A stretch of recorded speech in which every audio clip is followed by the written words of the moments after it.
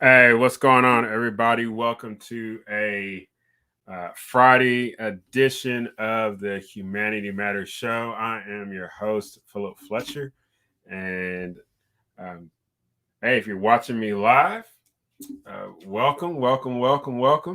If you're going to catch this either on the follow-up broadcast, which will be available on YouTube, or also on the podcast, big shout out to you as well.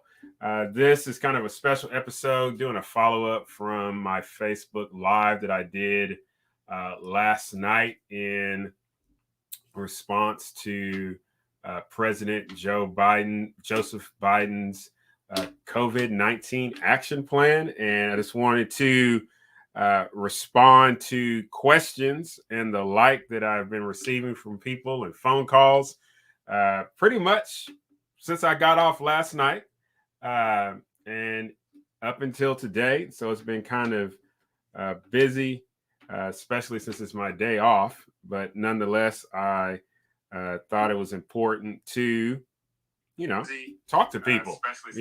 It's Friday.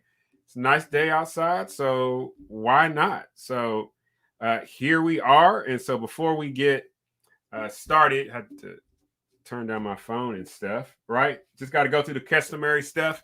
If this is your first time here, please connect with me on any of the different outlets on the interwebs, whether that's on Twitter, Dr. Philip Fletcher, my public page, over on YouTube. Please go over there and subscribe. Would greatly appreciate it, as well as the website, philipfletcher.org, philipfletcher.org. And then Patreon. If you would like to be a supporter of my Patreon page, and there's things on my Patreon, very unique podcast content, videos, and some writings that I'm putting out, and it'll be available for members of the Humanity Matters crew, as I am starting to call it. So jump on over to Patreon. Just put in my name, Philip Fletcher, and you can support for as little as $5 a month. And that goes a long way for me to get books and other equipment and to bring people on. Like September 27th, I will have on the show Larry Sharp, veteran entrepreneur and former libertarian candidate for the governor of New York. And he is also the host of his own show and podcast. And so that will be recorded on the 27th, and it will be available for everybody's watching and or listening pleasure that evening. And so I am very looking forward to talking to this individual who also had threw his hat in the ring to be vice president of the United States as a representative of the Libertarian Party. So I am very thankful for the opportunity to continue to spread my wings, if you will, and to have interviews with different people across America and be able to expose individuals, specifically individuals here in Arkansas in the South, to voices they may not be familiar with. I try to bring on voices from a variety of perspectives and backgrounds so that we can learn from each other. And it can be challenging. One, because I got to make sure that I understand what they're talking about. Okay. And there's going to be times where I don't agree, and that's fine. But still, it's an opportunity to honor that person's perspective and get to learn some things, and sharpens my own thinking and really respect somebody's ideas and where they're coming from. And so that's whether I agree with them or not. And I think that's very important, especially in this day and age. And so that is a good segue. And if you got any type of questions that you want to hit me up with, I love questions. You can always send me an email at humanitymatterspodcast@gmail.com. humanitymatterspodcast@gmail.com. That's going to be active for a few more weeks, and then I'll be switching over to a new system and things like that to better filter the questions and comments and picking my brain that I am getting. So if you got a question, as always, humanitymatterspodcast@gmail.com, humanitymatterspodcast@gmail.com. So last night, I addressed President Joe Biden's speech that he gave regarding COVID-19 and his plan. Probably the biggest thing that came out of that is him directing the Labor Department and OSHA to come up with rules regarding companies with 100 or more employees. And, after that, getting questions from people, comments from people where they're considering resigning from their jobs and trying to figure out what it is that they need to do because they're the single wage earner for their home, and how this is going to impact them, and how should they respond. Right now, there are people out there that can afford to get a lawyer and deal with these things. There's people out there that have got, I'm sure, money saved up to be able to possibly confront this particular type situation, which once again is a lesson for all of us, is that life is precarious, and we need to do as much as we can, as much as within our power, to be prepared for unforeseen circumstances. And in this case, there's a possibility that there's a strong possibility that there are going to be individuals who, once again, and actually there have been individuals, let's just be honest, who've had to choose between their conscience and their livelihood. Okay.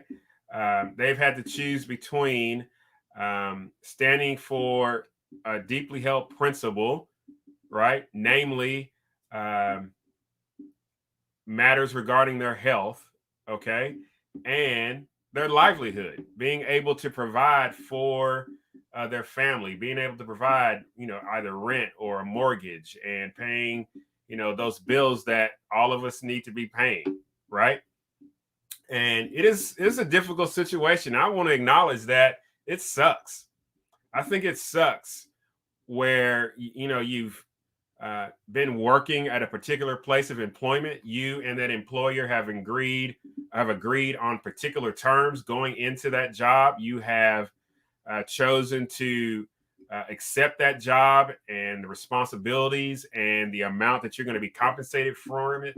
And then all of a sudden, an outside entity, the federal government, comes in and says, hey, your employer, y'all need to do this to your employees. Because the federal government has not figured out how to, or doesn't believe they don't think they can just mandate people take the vaccine. What they have done is, and I'm going to use a very strong word, they've taken a fascist approach and are using private businesses to achieve their particular end. It's a strong word, fascist approach. Okay, now it's a strong word, but that is essentially what has happened. That was what was announced last night. I got some pushback on using such words like tyranny and authoritarianism, right? And really calling into question two of Joe Biden's statements. One where he said that this is not about your freedom, this is not about your personal choice, but the fact of the matter is that is what it is all about. That's what it's always been about. That is why this country was founded, and that is why people have struggled over the decades and centuries to be able to be free to determine for themselves their course of life, free from any type of intrusion, whether that was on the basis of race. So we're thinking about slavery, Jim Crow, segregation, whether that was on the basis of sex, where women were prevented from voting, whether it was on the basis of sexual orientation, where men and women who were lesbian and gay were prevented from being married. Each one of those each one of those situations goes back to the root of freedom and personal choice. So, a person having the freedom to choose for him or herself whether or not they are going to participate in a particular medical procedure is within line of those other significant historical events that I just talked about, that is rooted in one of the founding principles of this nation: life, liberty, the pursuit of happiness. So for President Joe Biden to say it's not about that was an authoritarian statement. It was a statement rooted in tyranny.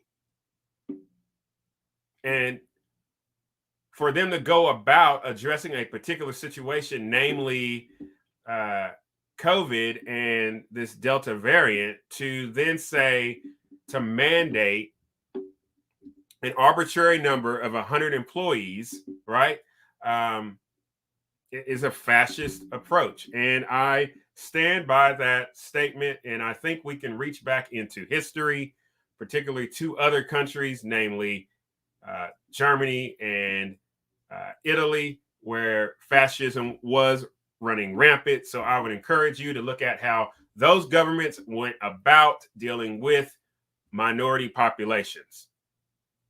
Just something to think about. The other thing was this is somebody brought up to me polio, right? Now, I wasn't around when the whole polio thing happened. Okay. Okay. I wasn't there. If I was there, would I have made similar statements like what I've been making?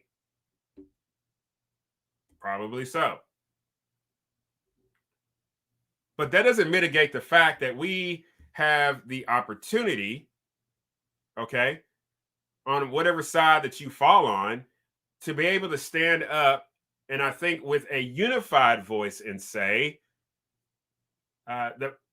you, President Joe Biden, Vice President Kamala Harris, your administration, you don't have the right nor the power to impose such an action on individuals.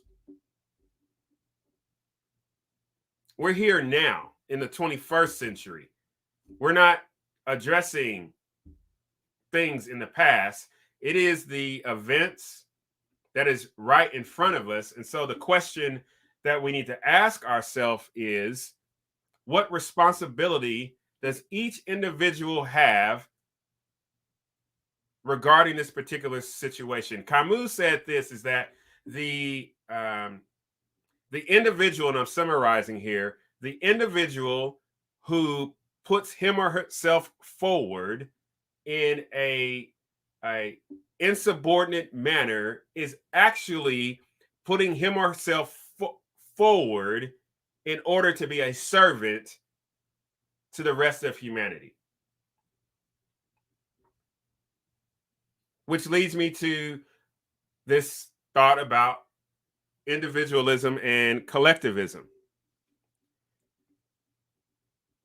One of the ideas that is driving a lot of what's going on today is collectivism.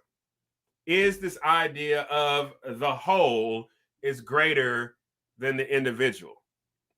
That the society or the nation or this larger entity has the prerogative, it has the right, it has the privilege to atomize the individual. That in essence, from the understanding of collectivism, that the group is of priority over the individual. And so, as such, if you follow that out, right, what collectivism does is it looks at the individual and it diminishes freedom of thought. What collectivism does is it punishes any type of thought that is counter to the group, that it sees counter thought, counter ideas as, here's where the word comes, heretical, divisive, right? Collectivism as well also has a negative impact on things like creativity. It has an impact on the energy of work. It has an impact on the individual being able to take his or her individual thoughts, his or her particular situation in which they are living in and existing in, and all of that is atomized for the sake of the group, for the sake of the whole. Whereas what the reality is this, is that it is the individual that is important. Who is important? It is the individual who, with his or her free thinking, free thought, way of looking at things, unique situations in which he or she is coming from, that individual, he or she is what makes life what it is. And then when you have multiple he's and she's come together voluntarily to accomplish a particular thing, they are bringing their unique ways of looking at life, their creativity, their different skill sets, their different capacities, and they're saying, hey, I can bring this, but not at the expense of who I am and what it is that I have to offer. But I can bring this. And then when that is done, then I can move back from this particular situation, this particular assembled group of individuals, and then move on to the next thing. But what we have coming out of what we're seeing with this administration, and in fact, what we've seen over the last few years, is that any type of idea that is different, words, thoughts, actions, are looked upon with suspicion. They are derided. They are to be ostracized, alienated, so that the whole would be prioritized. So the individual is the most important entity in the world. And it is the individual who is responsible for him or herself, but it's also the individual who, over time, with his or her skills and talents, can bring those to the table to help out what we call society. And I think it's very important that we realize those things. And so, to those who are watching or listening today, I would hope that you would look in the mirror and just realize that you are unique and you are remarkable and you are unrepeatable. By virtue of you being unique, by virtue of your presence, your existence in this world, right, with all of its ups and downs, your unique presence is vital. And if your unique presence is consumed within a mass, life is cheated. We've lost something. I have lost something. So I hope you would remember that. Is there a role for things to happen with a group of people? Well, yes. We are social beings. So individuals will come together to accomplish a host of different things. Individuals come together to reproduce. A man and a woman come together in order to reproduce. Two men or two women cannot come together to reproduce. Our existence is dependent on two unique individuals coming together for a period of time for a specific event to reproduce. And then those two individuals, if you will, separate. Those individuals can create an individual family. And individual families have particular values and beliefs and customs and languages and a unique history that is different than the family next door. But as soon as an individual or a small group of individuals rise up and determine for themselves that their way of looking at the world, their vision of the future should be the way in which all other individuals and individual families should live. And they will seek to go and do that by some means of using power that is going to negatively impact that individual or family. Then that small group needs to be resisted. Because, I've said this before, that small group acts as if they have complete knowledge. And the fact of the matter is that they don't, and they never will. The fact of the matter is that they don't, and they never will. And so it is important for us to pay attention to and ask the question that when a situation arises, like what we're dealing with the Biden administration and their approach to COVID-19, is this honoring the individual, or is this atomizing the individual for the sake of two things? One, power, and two, the collective. Hey, this is Dr. Philip Fletcher, and I'm here Friday edition of the Humanity Matters Weekly. If you've got any type of question, anything like that, hit me up, Humanity Matters Podcast at gmail.com.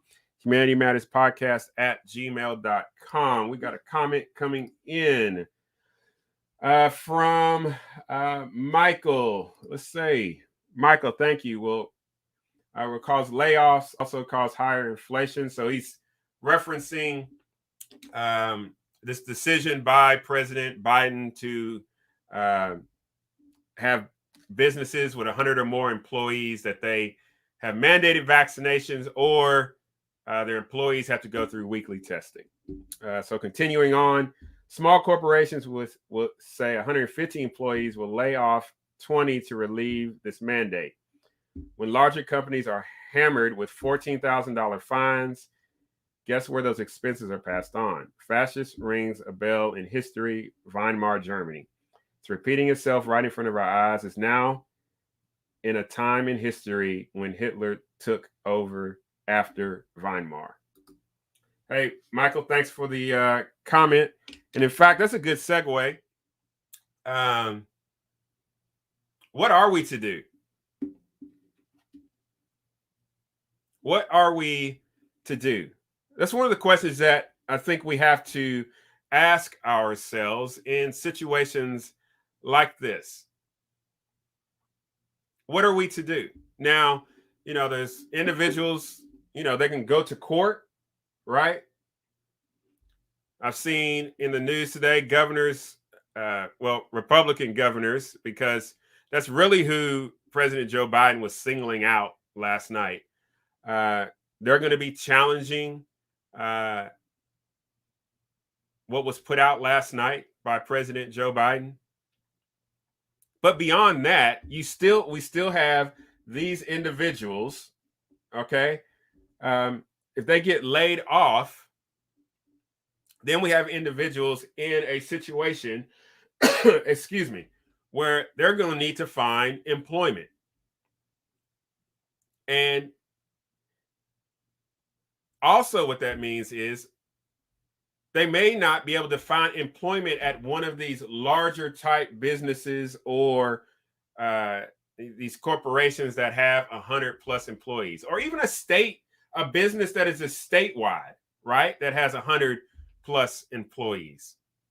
And so then an individual, all right, here's an encouragement. This may be an encouragement. This is an encouragement to you for you to start your own business. Okay, to create a parallel industry business in which you become your own boss.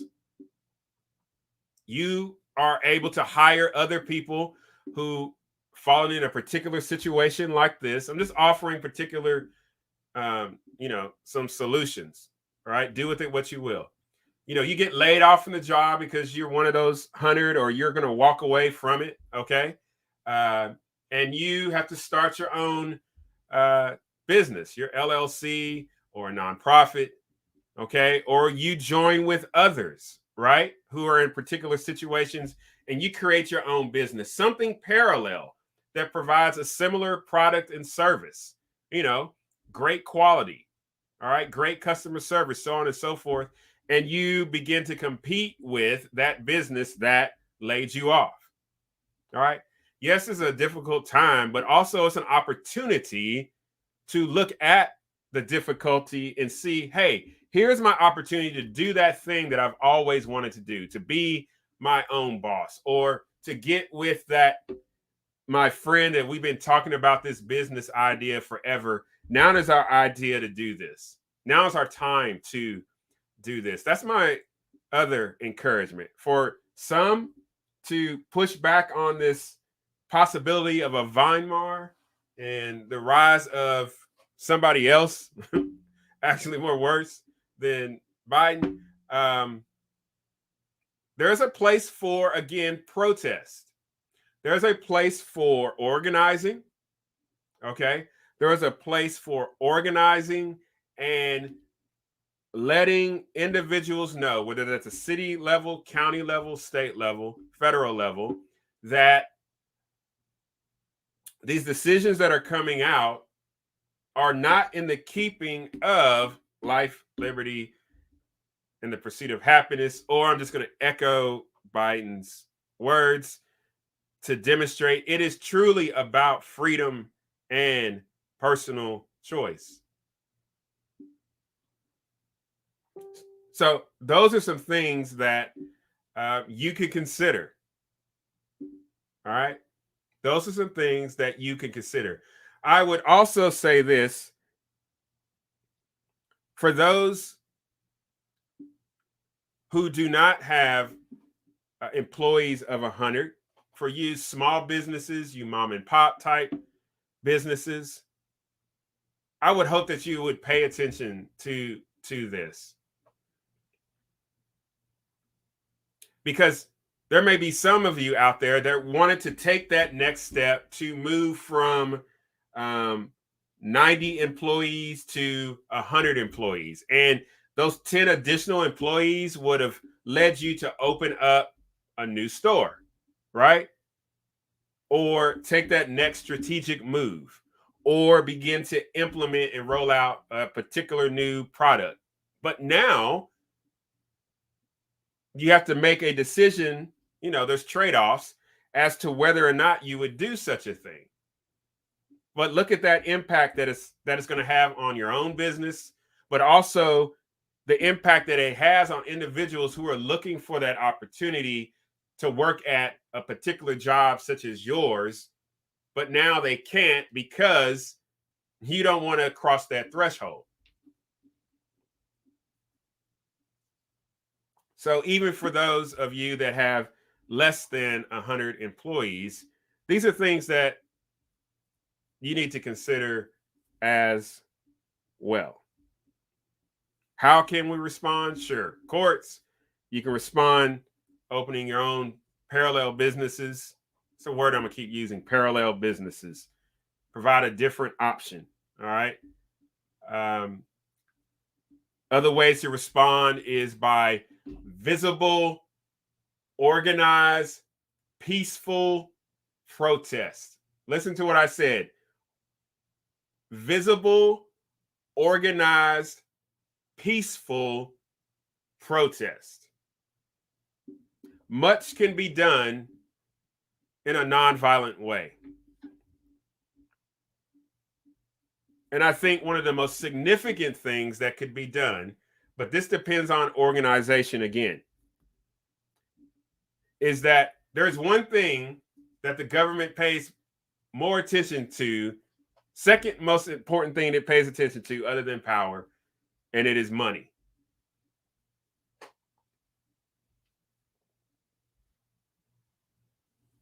The Boston Tea Party was organized. Whatever you may think about them, Black Lives Matter was organized. The Civil Rights Movement was organized. The suffragist movement was organized. They had a goal. They had their particular demands.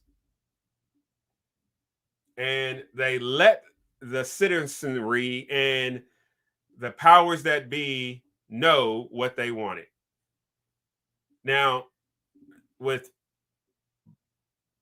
the Boston Tea Party, I would make the argument a little violent. You know, they destroy property.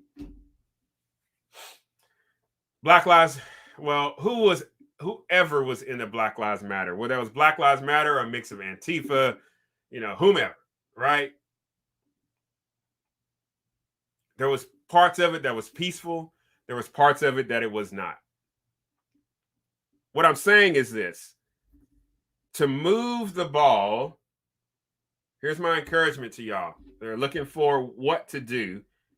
Organize, peaceful, visible protests can go a long way, but then also impacting the government by withholding dollars can go a long way as well. But it has to be organized. Just thinking out loud. Just thinking out loud. So, address something that was sent in to me and wanted to talk about this. All right. So I got a question about my video last night. Okay. And so I wanted to read through some of it. All right.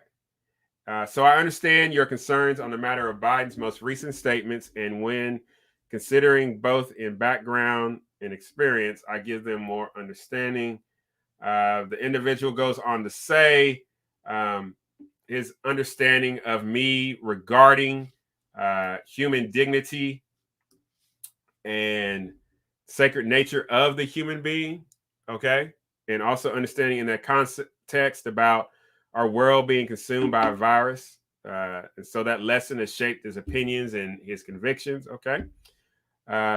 Where others have seen large, powerful institutions looking to take advantage of social fear, I've seen human beings who are different from myself, primarily in the fact that they hold the power and responsibility to affect change in such a way that the people they are to serve could either be better protected or ravaged by COVID based on their decisions. All right. That's very reasonable. All right. So his name is John. So we have a difference of perspective regarding those individuals. And I think I'd be safe to assume those who are elected individuals and those who are in these particular institutions like the World Health Organization, the National Institute of Health, the CDC, these bureaucracies, right? And so from his perspective, right, just to honor what it is that he is saying, that they have this power and responsibility to affect change. And to that, I do agree. All right. And he sees that they are there to serve, to either protect people, all right, so that people are not ravaged by COVID. Okay. So that is a very reasonable perspective on that. All right. He goes on to say, have I always trusted their decisions? Rarely, if ever.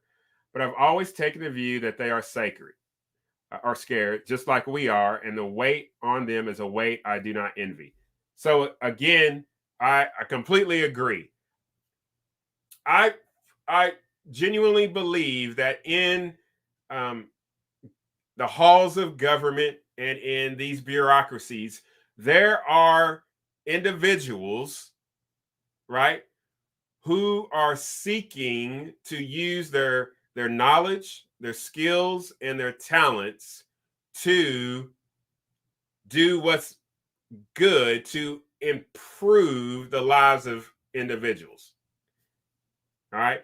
But I'm also, and I think from my perspective and what I've seen in other countries as well, that there are also individuals who will see a situation like this, specifically this pandemic, and who see it as an opportunity to consolidate more power, amass more wealth at the expense of other people.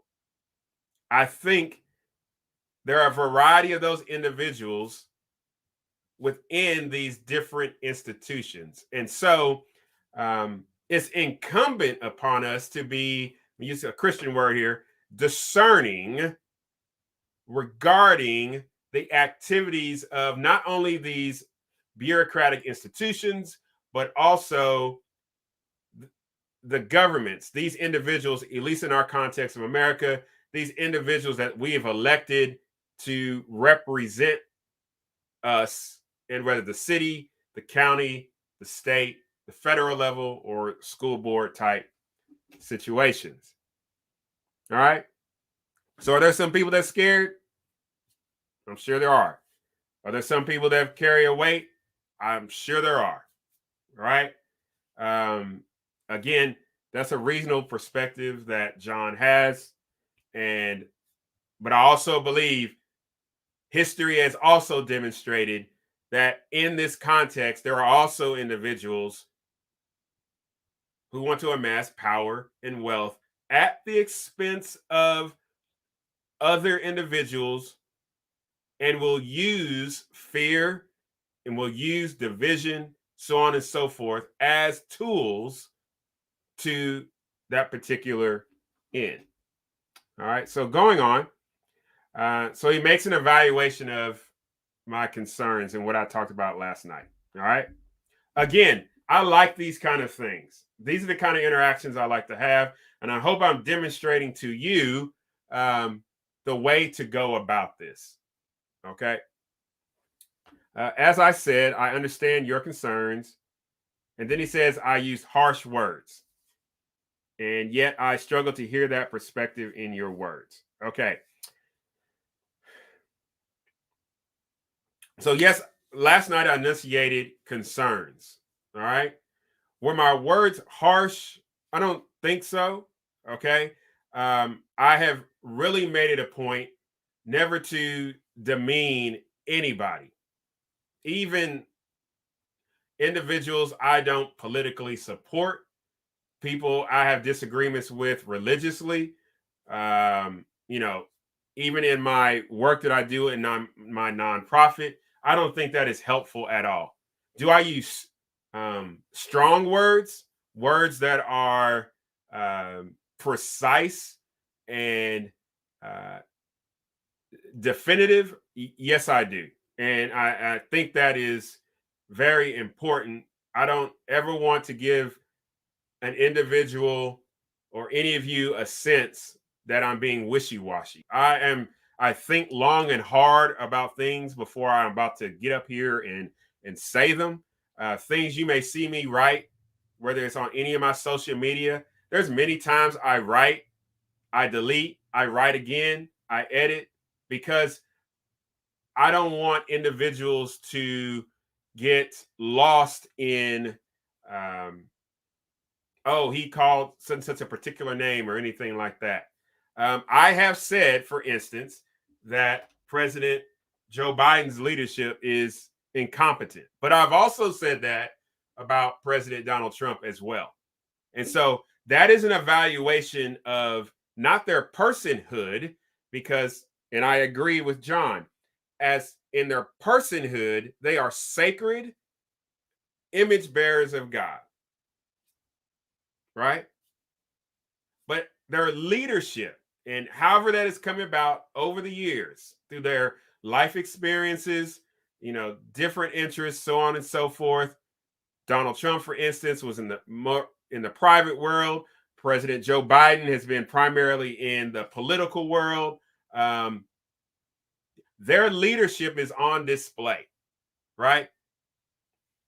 And my evaluation of Trump's leadership and President Joe Biden's leadership has been one of incompetence. Now, are those harsh words? I don't know. Those are words I would put on somebody's evaluation, right? And so saying that one's leadership is one of incompetence is not an attack on their personhood, right? For me to say that President Joe Biden is dumb and ignoramus, so on and so forth, then at that moment I'm attacking his personhood, but not. Every time I have looked at his role in the office that he occupies, just like President Joe Biden, just like all the other elected officials. So I hope that helps. I don't seek to use harsh words at all, but I know my own personality, right? I speak definitively and matter of fact, and I have a high degree of just intensity that it could be misinterpreted as being harsh.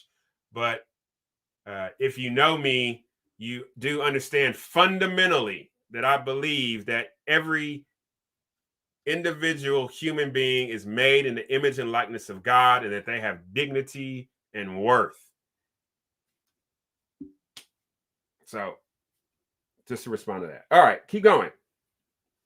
So he continues on to say, I am no fan of our political system, any facet of it, and am even less in favor of how our cultural leanings and particular opinions are controlled. So I agree.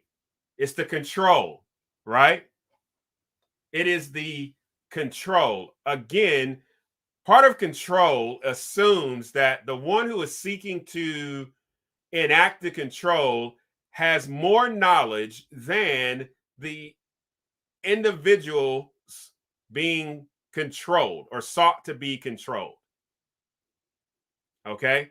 None of us are, from my understanding, none of us are the Trinitarian God who has infinite knowledge, infinite understanding of all things. All right? Us as human beings, we are fallible. We lack knowledge. Those who seek to control, whether cultural leanings, popular opinions, so on and so forth, right? Through using politics, okay? Those individuals are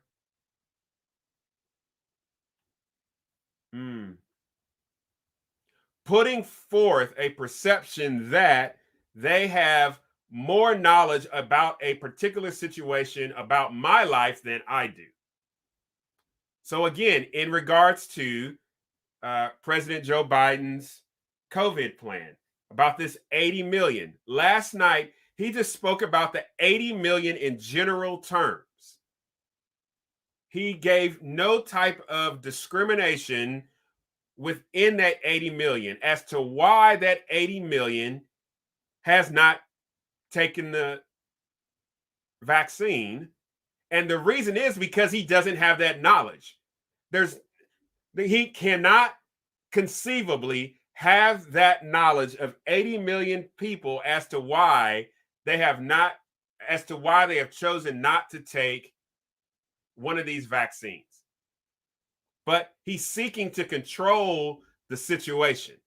And he's seeking to control these 80 million individuals. How? The labor department, we're going to vaccinate you this way. Strong encouragement right now to ballparks and entertainment venues, so on and so forth. That's from a perspective of control. That is from a perspective of thinking they have complete knowledge when the fact is that they don't. And how do I know that they don't? Because he could not articulate 80 million different reasons as to why those individuals have not taken the vaccine. This is not possible. Continuing on. All right. Okay, but I cannot seem to bring myself to a mindset that would result in the same words and tones you express that, and that troubles me. Okay, so I could do a host of videos on my mindset regarding this particular situation. So I'll try to answer this question in this way. My mindset is this. Okay. One, I fundamentally believe that God made every individual human being in his image and likeness. I fundamentally believe, second, that we have sacred dignity and worth to exist and to flourish.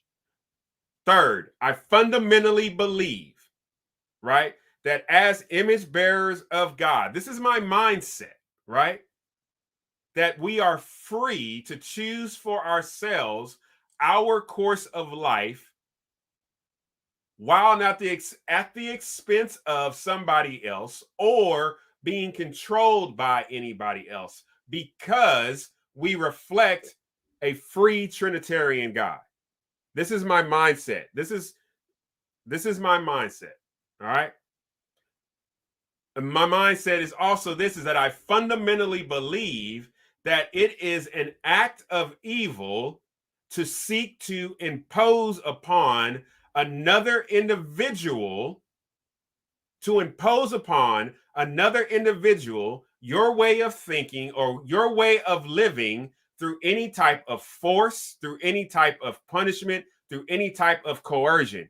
That is slavery. I know it's a term we don't like to use. Well, in particular situations. But that is exactly what was happening from 1619 up until Civil War. That individuals imposed their way of thinking, their way of life on another individual so that they, the ones doing the imposition, could benefit from it economically, socially, so on and so forth. It's slavery. It's the, I don't know how else to frame it, right? But that is what it is. So again, what I am hearing from President Joe Biden last night, what I am hearing from a host of businesses and hospitals and things like that, is that you are going to do life our way. And if you're not going to do life our way, then you're going to be significantly punished for it. That's what you do to a slave. That's what happened with antebellum slavery. So now this slavery is not on the basis of color. It is on the basis of having a difference of choosing a different way of living, and specifically regarding a medical decision. My mindset also moving forward is, or coming out of this, is that I firmly believe that individuals do great things together when they do them voluntarily. When they are moved, when they are persuaded by something that they see that has moved them, their sense of humanity, and says, hey, you know what? I'm going to join in and help out with that. I have got these skills. I've got this talent. I've got this knowledge. I'm going to bring that to the table. And when individuals come together at the local level, right, from Catholic social teaching, that's called subsidiarity. When it is done at the local level, the smallest element possible, when those individuals come together freely, not under coercion, not under force, great things happen. Ladies and gentlemen, the fact of the matter is, if you are forced to do something that you would not do freely on your own, that is not compassion. Let me say it again. If you are forced, or if you act under compulsion to do something that you would not freely do on your own, that is not compassion. That is you acting in your self-interest. That's right. That is you acting in your self-interest to do something so that you can avoid a negative consequence. I bring up self-interest because over this last year and a half, the term self-interest has been assailed. That those individuals who are choosing not to wear a mask, they're looking out for their own self-interest. Or those individuals who are not going to get that vaccine, they're looking out for their own self-interest. But the fact of the matter is, if you're wearing a mask or you've taken the vaccine, you're doing it for your own self-interest. Every individual is always doing something for their self-interest.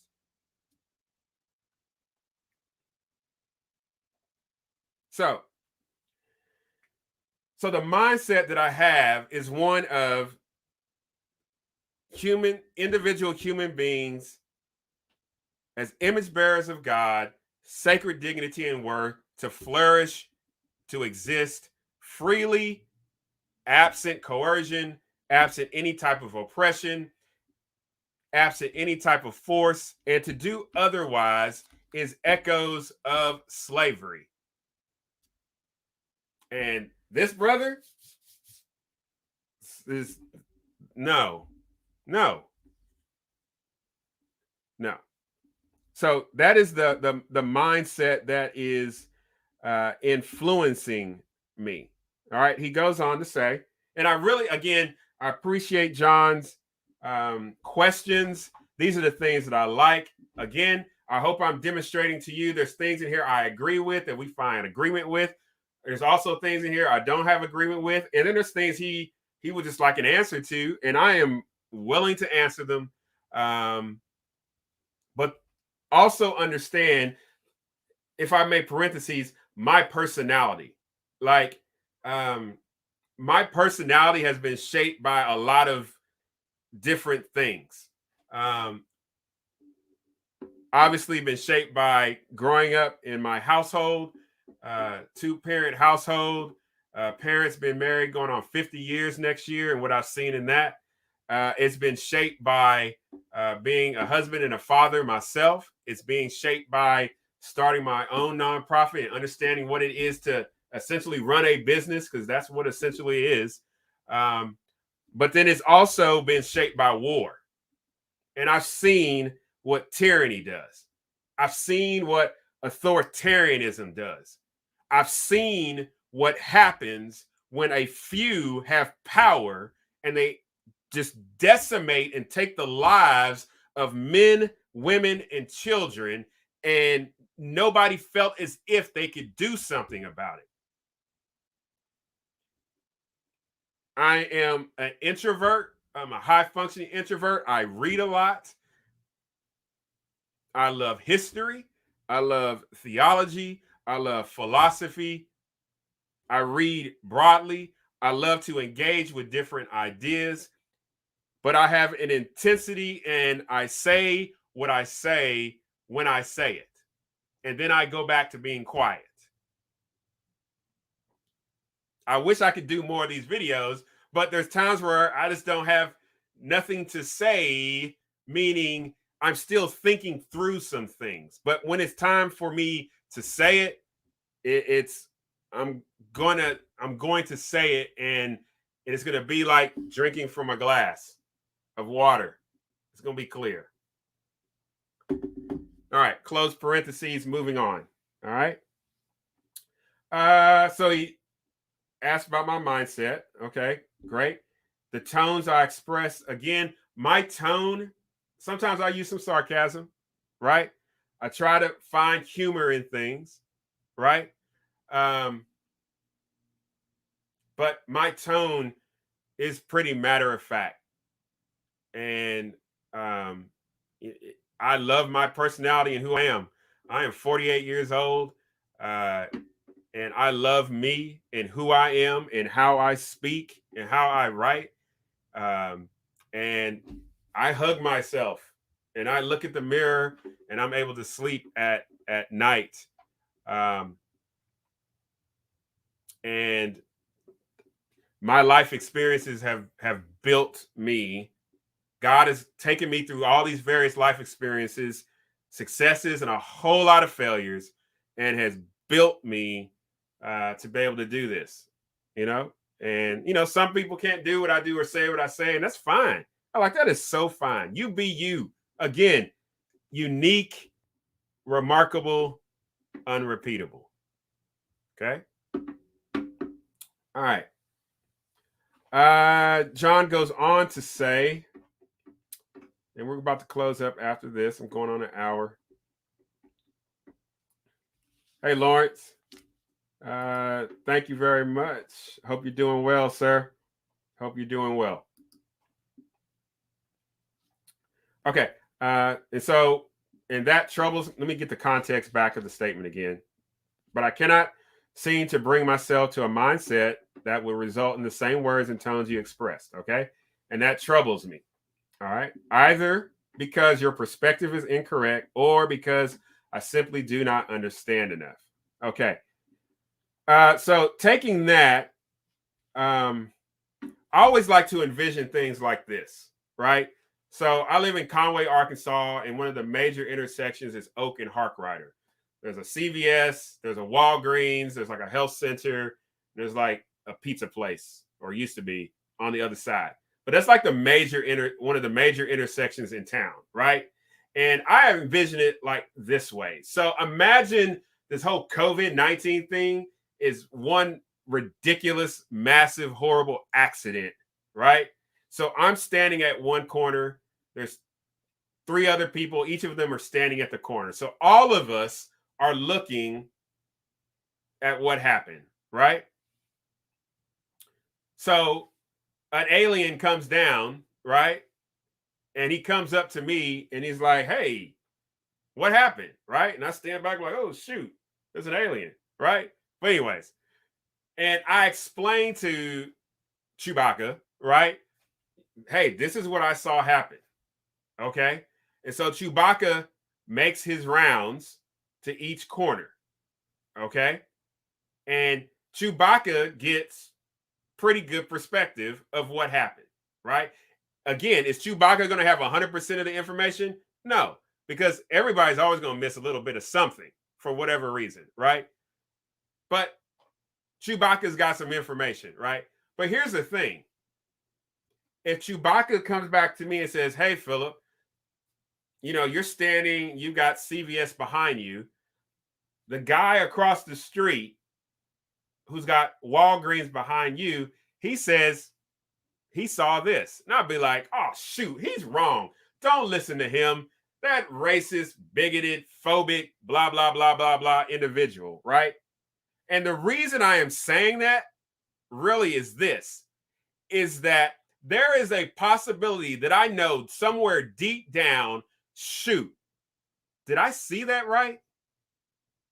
Do I completely understand what I told Chewbacca? So then I'm borrowing now from John Stuart Mill. I have a decision to make. I can sit in my ignorance, because that's what it is now, because Chewbacca came up and told me, hey, the guy on the other side saw this. So I can ignore what Chewbacca said, knowing that there's other information out there. And I can say, you know what? Shoot, that's a conspiracy theory. Chewbacca, don't be listening to them conspiracy theorists. Don't be listening to them individuals, right? So I can continue on in my ignorance, or I can humble myself. I can push the button, wait for the light to change, walk across the street again, talk to the guy at Walgreens and be like, hey, so Chewbacca said you said this, right? But this is what I saw. And so me and John enter into this discussion about this same event. And then we realize, oh, shoot, I've got some new information. And John realizes, oh, shoot, I've got some new information, right? And we're like, well, dang, I've gotten a lot smarter. And he's like, well, I've gotten a lot smarter. And guess what? We shake hands, right? And then we're like, well, do we have all the information? He could be like, no, because we got two other people over there. And we're like, okay, I'll tell you what, I'll go to one end, you go to the other end. And then, hey, at some point, let's all come together. All right. So, is my perspective incorrect? I would say my perspective is incomplete, because I am continually seeking to read up on this stuff regarding COVID, listen to different people regarding COVID. I'm continually hearing questions from people, hearing anecdotes from individuals, vaccinated, unvaccinated, right? Stories about people who have recovered, people who have lost loved ones, right? Getting as much information as possible. But let's be quite honest here. There's some information out there for whatever reason. For whatever reason, we don't want to go talk to some people on the corner. For instance, it was released earlier this week, 900-page document regarding Fauci gain of function research and funding at that Wuhan lab in China. Have you heard anything about that? Why? My second thing is this. Why is it that President Joe Biden, in his updates, he doesn't talk about number of cases, number of deaths, but also the number of people who have recovered? He talks about the number of people vaccinated versus unvaccinated. Why can he not lay out the number of those who have cases, the number of those who have died, the number of those who have recovered, the number of those who have to be hospitalized, and the number of those who didn't have to be hospitalized, and the number of those cases that were actually like false positives? Where is all that information?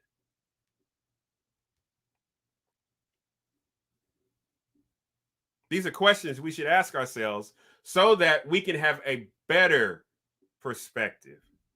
And that's what I would say to my friend John. All right. And I agree with him here.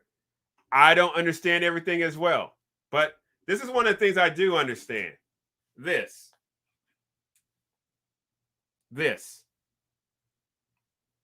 So the other thing that fuels my perspective and mindset is this.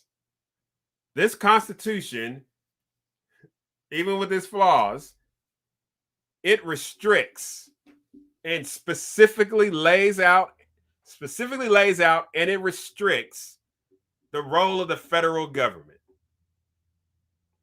The president, the Congress, and the Supreme Court. It says what they are to do and what they're not to do. And more, they're doing a whole lot of things that they're not supposed to be doing. And I'll just be honest with you, we just walk around like, hey, I got my phone, I got my vacation, I'm doing my selfies, my kid is going to school, kid is about to graduate, and all the while, they are treating this like one-ply toilet paper. Continuing on as I close up. Let's keep going.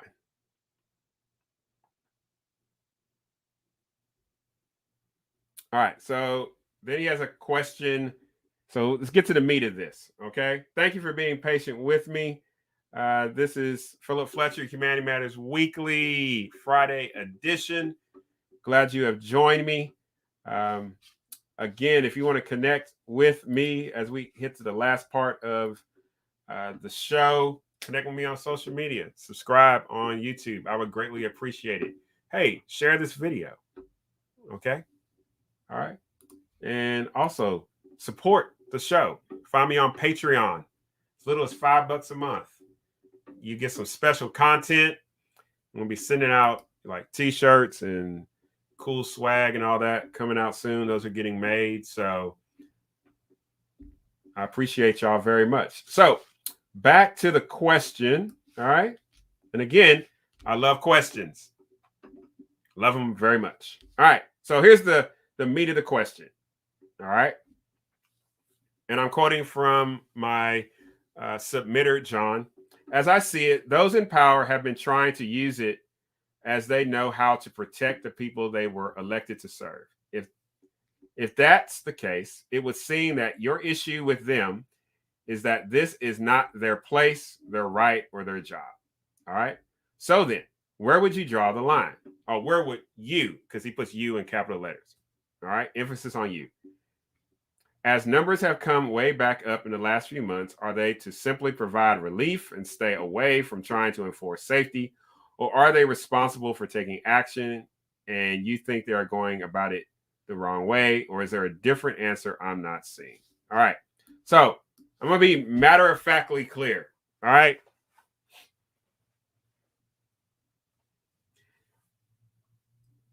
The federal government, any government institution, any private institution has no authority whatsoever to require, mandate, whatever words that have been cycled through the last year, an individual to take a medical procedure.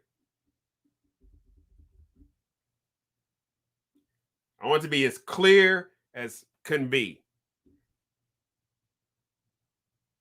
Again, my right to live and my right to determine for myself my course of life, okay, is a natural right. It is not a right that is given to me by my job. It is not a right that is given to me by the Conway City Council. It is not a right given to me by the Faulkner County Quorum Court. It is not a right given to me by the Arkansas legislature. It is not a right given to me by the federal government. It is a right that is just within me as a human being. Okay. So, have they gone too far? Yes, they have.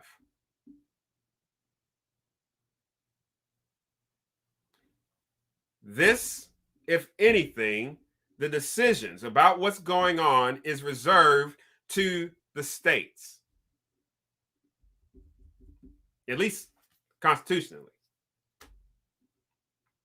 If anything, the federal government should have been working intensely with other countries to figure out how this is happening, where it came from, and how to stop it. That's how they could have been protecting us. It already outlines the federal government's responsibility regarding borders. It already outlines the federal government's responsibility in regards to relating with other nations. It's already lined out there. It is not, and I'm going to invoke these words.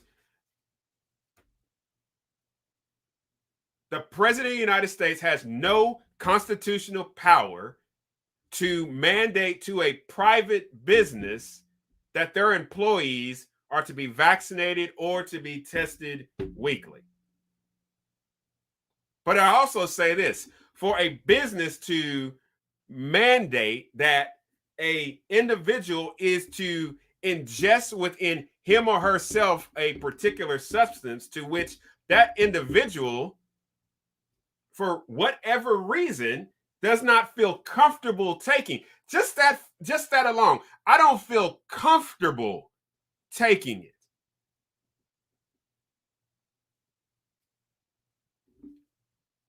They've gone too far.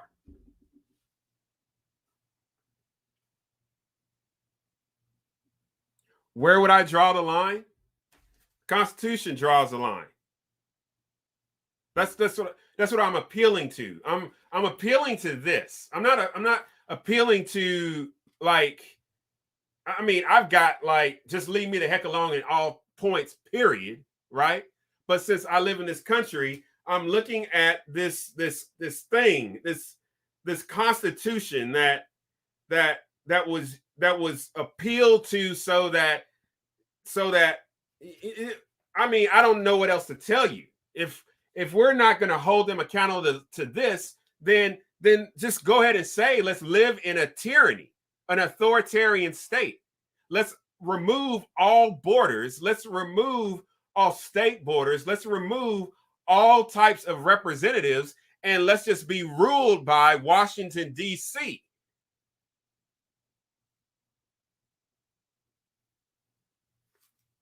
So they're going too far. States and their numbers have been different, and their state numbers have been different for a host of different reasons. You look at the populations, you look at where they're located, you look at their climate, you look at exercise and their health situations from these different states. Every state is different. And so what would it have looked like if every state determined for themselves they would address their particular situation, while the federal government focused on the borders, focused on figuring out what the heck was going on in China?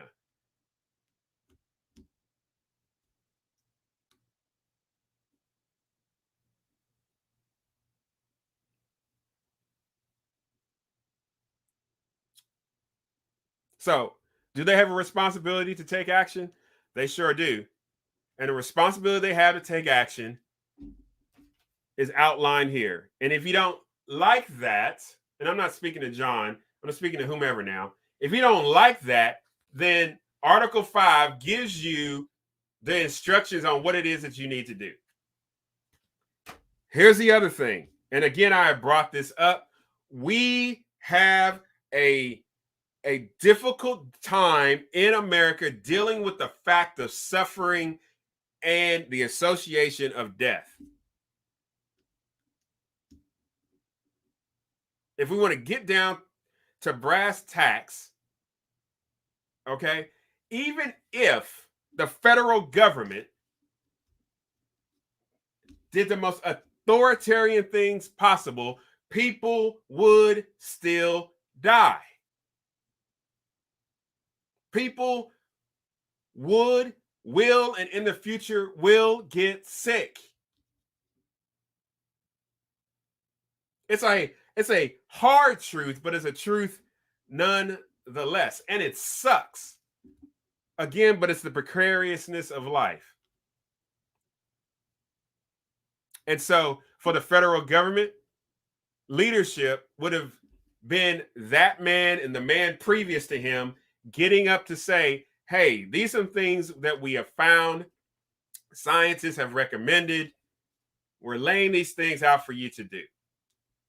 If you have questions, please reach out to your local officials, your local hospitals, so on and so forth. And the federal government working with the governors, not being an adversary to particular governors, but true leadership, providing influence through purpose, direction, and motivation, is working with those governors and asking them, hey, how's it going? What's some ideas you've got? Maybe that's some ideas some of these governors could take. Is there resources that y'all could share? These things that are done freely and not the approach that the federal government is taking and pimping us and just getting fat. But that's a whole other discussion. All right. Is this a difficult situation? It sure is. But again, and I brought this up before, my anger and frustration is never at you. It's not. My patience, though, is, and I put this out today, it is running thin with these elected leaders, starting at that president. And again, what's up with Fauci? What is up with Fauci? What is up with China? Why is it that he spoke so hard and so forcefully and so condescendingly to American citizens who, for whatever reason, have not chosen to take this vaccination, but he hems and haws to the leaders of other countries? And I'm thinking about China and I'm thinking about Afghanistan. So that was a great question from John. I'm going to send John some swag for that great question. I'm going to hit him up. Again, if you have a question or you want me to comment on something like that, as always, you can email me at humanitymatterspodcast@gmail.com. humanitymatterspodcast@gmail.com. Hey, I stand by everything I put out on these videos. So if you're taking notes or you're like, ooh, Philip, you said this, I'm like, yeah, I did. Like I said, I love me. I think a long time before I get up and say stuff. And I don't seek to disrespect anybody, dehumanize anybody. I don't care what their position is they occupy in the United States, whether they're a CEO or a street sweeper. We all put on our tennis shoes the same. So, again, for those of you who have some anxiety about what to do, my encouragement to you is, if you can afford it, get a lawyer. Right? Other things you can do: public protests. Do it organized, do it peacefully, and do it visibly. Right? Well, public, that's redundant, but you got me. All right. And I would also add, the way government listens is if you withhold dollars from them. But that's as far as I'll go in that. That's a whole other discussion for another day. But hey, I firmly believe there are watershed moments given to individuals, and those watershed moments provide those individuals with an opportunity to shine bright like the sun. And so, wherever you're at, whatever your situation is, whatever your status is, can y'all hear those words? Whatever your status is. Isn't that crazy? Like, stores and restaurants and gyms are now asking people for their status. Isn't that something? I need you to pay attention that this is what fascism looks like as well. And I'm being clear on that. So, how will we respond. And in the future, when your children get older, your grandchildren get older, I know this sounds kind of cliche, and they ask, well, Mom, Dad, Grandma, Grandpa, where were you at? Why are we here at this moment? Why do we have to do it this way? You didn't say anything. What will you say to them?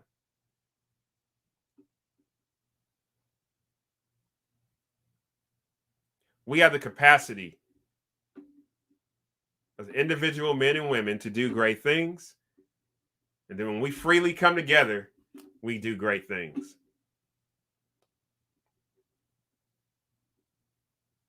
Great intelligence, great creativity, capacity of learning, applying knowledge. And there's no need for some individuals to force us or to put us in a situation to where we have to choose between our conscience and our well-being. And in that well-being that impacts our homes and our livelihoods. So my encouragement to you is, as always, is to be loved, to be kind, to be generous. And if we remember to live in hope, we can do the impossible. So be courageous. Y'all take care. God bless. When I say your name, it says you exist and that you matter. I can't transform what I don't think exists. I won't transform the person I don't think that matters.